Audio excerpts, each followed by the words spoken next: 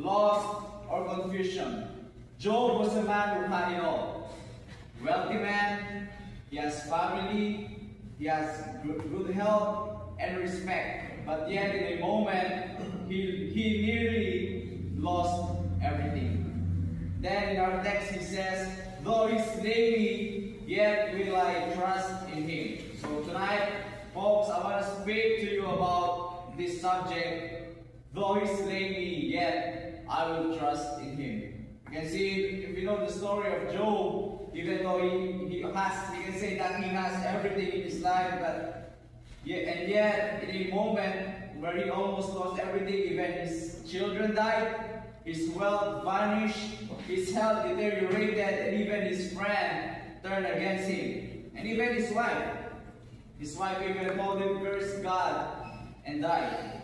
But yet, in the midst of an unimaginable suffering, Job declared, though he slay me, yet I will trust in him. What a powerful statement. He believes God is slowly taking his life, but in a bold declaration of faith, Job declared his absolute faith and trust in God. Though he slay me, I will trust in him. What a powerful and great example of faith. Amen. So this wasn't just a statement made in a moment of triumph, but in depths of despair.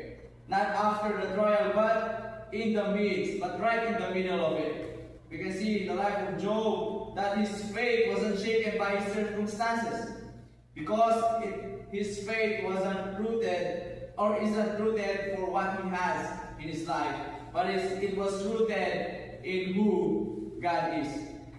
Tonight, in our world, pain is too common.